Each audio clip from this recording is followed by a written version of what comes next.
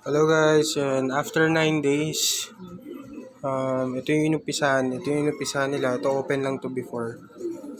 And second floor ito. So 9 days na ngayon, pang 9 days. Nakalatag na sila sa taas, pang third floor. Okay na rin yung hagdan.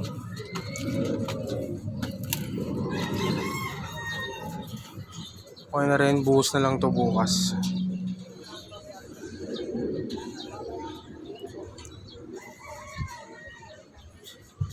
So doon natin ipepeso yung ibon natin sa kanto na yun.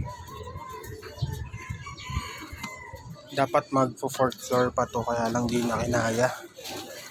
Mukhang kakapusin, so mag-aabang na lang muna tayo ng bakal para sa susunod pagkaya na makapag fourth floor, makapagpwesto tayo din ng mga kahayupan. Yan, dito natin pipeso yung ibon.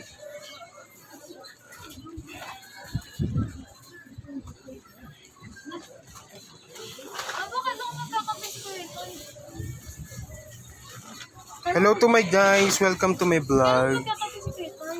Bumaba. 12 na ba? 12 na? 11:44. Kasi hindi ko makita. Welcome to my guys. Hello to my vlog.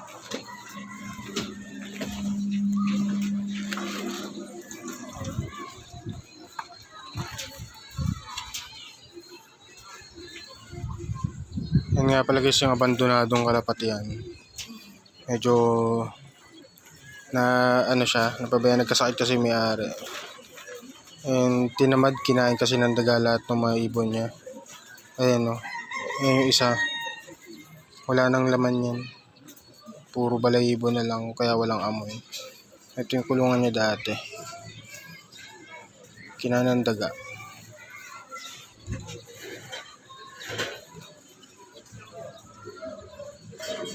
Gusto papaligiran tayo dito ng nangangalapate. Ito nangangalapate din to. May kulungan sa taas. Ito rin dito, meron din.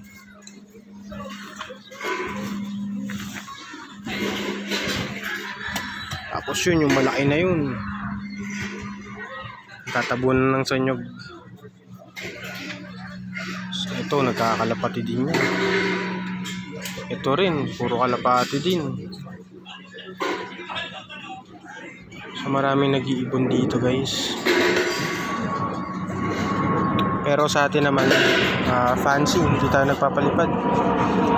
Dati nagpapalipad tayo kaya lang medyo dito kasi ayoko magpakawala ng ibon kasi nakakaya sa kapitbahay. Dikit-dikit kasi dito. Yung mga sinampay baka madapuan. So kulong lang yung mga ibon natin. Kahit tayo mga ibon ko guys.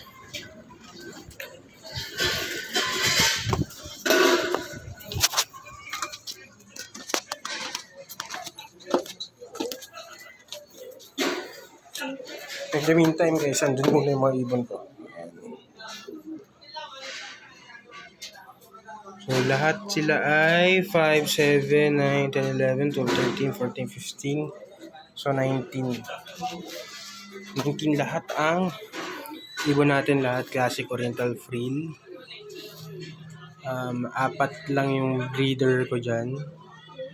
Then yung 11, 12 ay mga inakay. Ay meron pa yung isang hindi ko nabilang na inakay yun kasi nasa ilang weeks pa lang yun, pero malaki na siya kasi masipag magsubo yung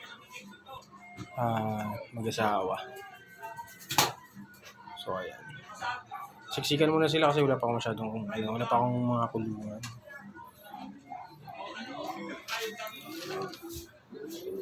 Ayan sila.